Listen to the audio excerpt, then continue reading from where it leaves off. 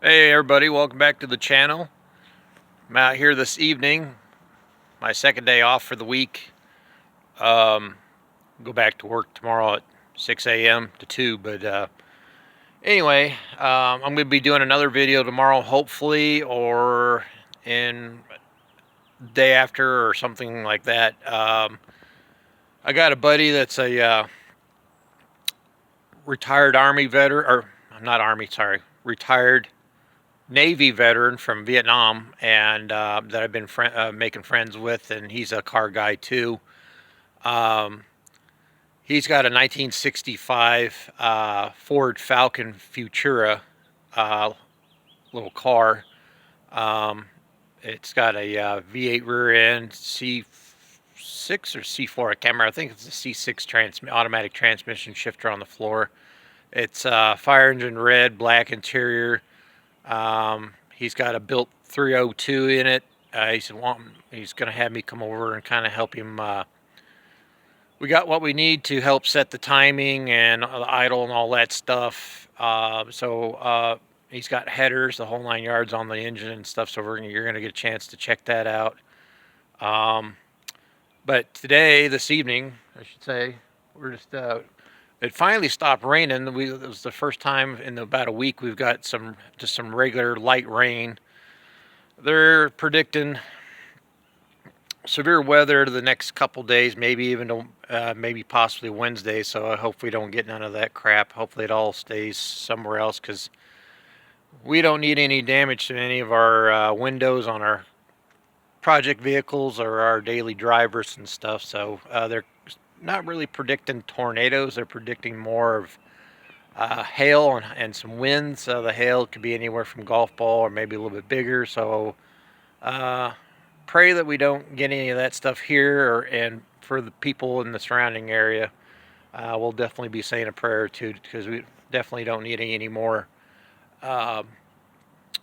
bills concerning busted out windshields and side windows and stuff like that, especially on the projects, since they're getting a little bit harder to find. But anyway, I just wanted to kind of give you the yard a little bit. We got a lot of these really cool blossoms taking place. I can't remember my mom knows all this. She's a plant person like no other, and so she knows all this stuff. But it's pretty cool. We got the yellow blooms over here, all this down through the woods over here, and we got the dogwoods blooming too. And then since we just had that rain, we got this really creepy looking fog or clouds rolling through the Ozark Hill valleys here. We got a valley right here, and then there's a valley that goes off that way over towards, and it splits off into two separate valleys where the airport is. But yeah, it's just slowly moving and creeping up out of the valley there. It's pretty cool. But anyway, let me show you something. Yeah, we got more out here, just scattered all over. But anyway, put some stuff on Facebook Marketplace for sale. Still got a lot of stuff on there, especially if you need like some 68, 69 Dodge Dart parts. That's mostly like taillight housings, trim, odds and ends of stuff like that. Front headlight trims, the outer pieces that goes around the headlight, that sort of thing. But I did have the factory two-barrel intake on there from that Duster on there with the two-barrel carburetor, and decided to, one of the buyers was wanting to know if they could buy just the carburetor, and I decided I wanted to sell it. So didn't realize he lives just across the Missouri-Arkansas line and over in Arkansas a little ways, and we met up at the gas station just across the highway from where we live, about a few miles.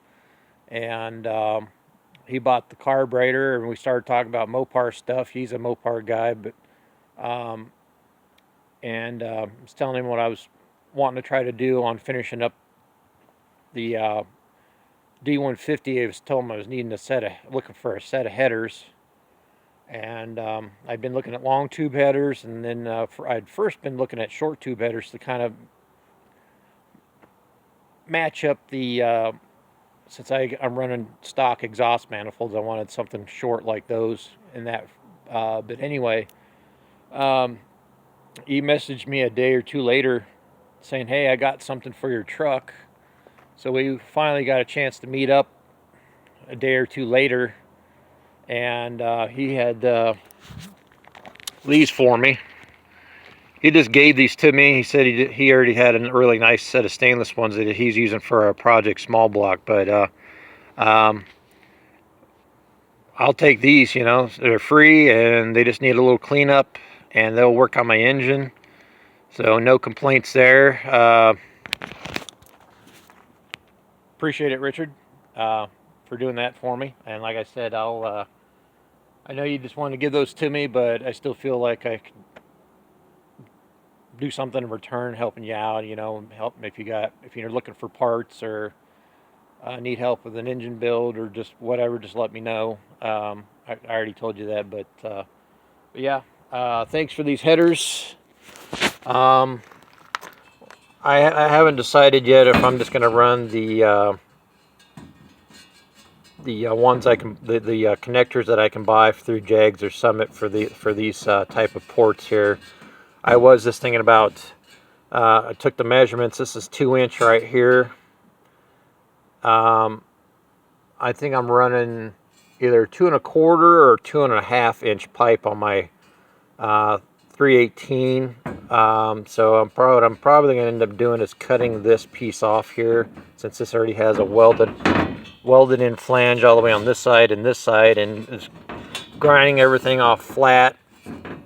I'm putting a gasket in there because then that'll open it up to, I think this inner diameter, if I measured it right, should be right at 2 1/4 or almost 2 1/2, and that'll cut out. There's quite a bit of restriction. There's a lip in here, and it bounces off this stuff here. It's got a big catch in there all the way around, and then the inside where it's welded, where they welded this section to the flange, it's got a kind of a rough casted lip sticking out in there. What I want to do is, I already looked online at Walker.com,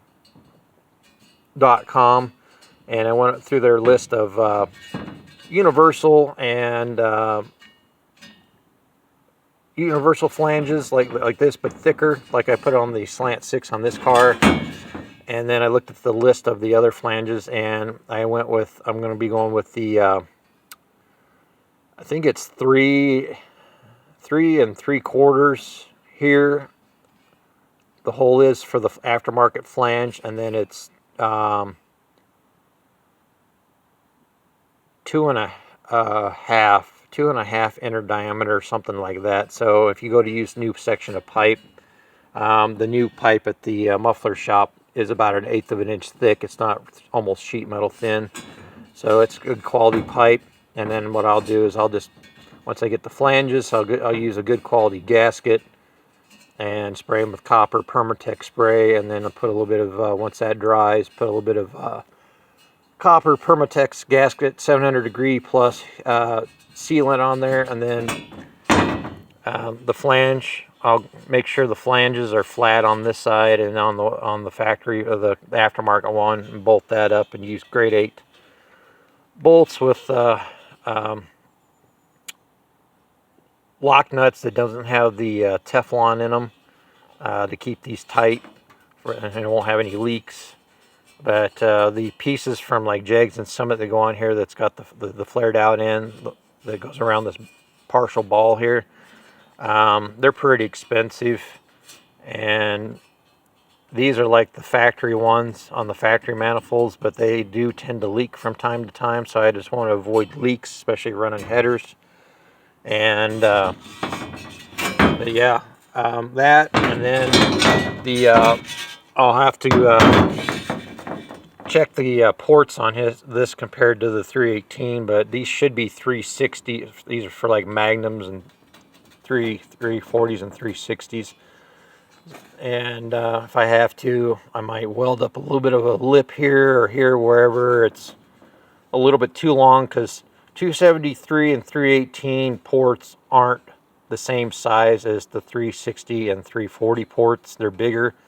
So I might have to come in here and weld down a little bit on this and a little bit on this section here too. But I'm going to be using those several layers of it's several layers of soft aluminum. They're header gaskets, but they're pinched together from the factory. The Piercy and I think Patriot and one other, Summit Racing or something, makes those soft aluminum ones. I'm going to use those. And I was going to use Stage 8 header bolts. I still might, depending on, because those 302 casting 318 heads have a factory stud coming out on each end of the head. So I can't use at least two of the Stage 8 mounting stud bolts on the ends, but I can use them in here on these, and this one here, and this one here. And if you're not familiar with Stage 8, they have these half crescent washers that slide on and lock in. And they did use a C-clip, but I guess they got a different type of clip now they use.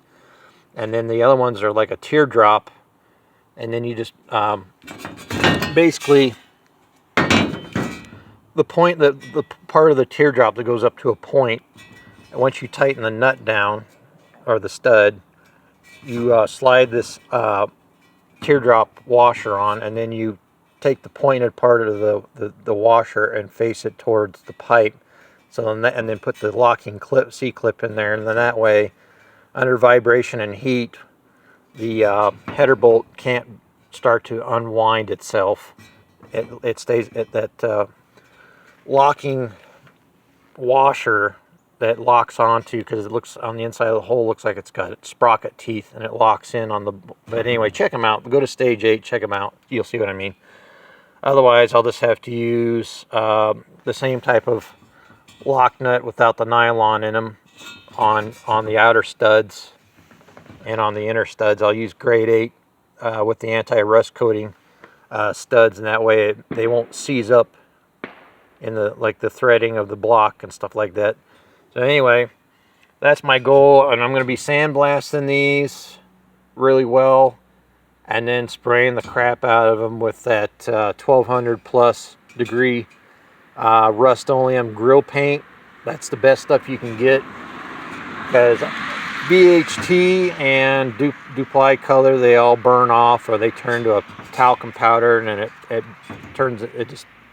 it disintegrates off of the headers and the exhaust manifold. So it doesn't do that when you use the Rust-Oleum stuff. And the Rust-Oleum comes in gloss black, flat white,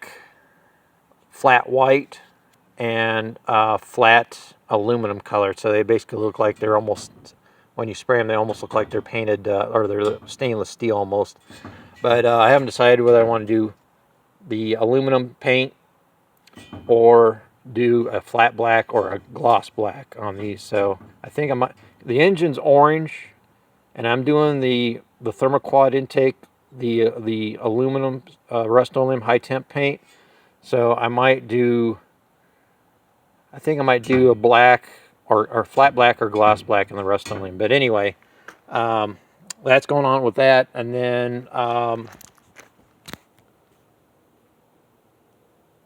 okay, let's see, before too long, next month or two, I'll be doing videos on those. I've already got it sent in to have the unpaid days off. One for the Route 66 Mopar Car Club is having a big car show at the Corwin Dodge dealership in Springfield, Missouri. Go check out their car club, Route 66 MoparCarClub.com. If you want to come to the car show, it's a big turnout, big Dodge dealership.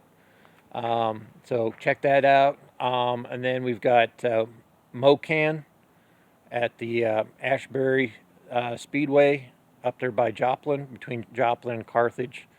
Mopar's Invade Weekend, that's a pretty big one. It's an 1/8 of a mile drag strip, car show, and swap meet. So you'll want to check that one out too. They got their event calendar posted for 2025. But and then if there's any other oddball car shows that I'm able to attend, I'll do those too. But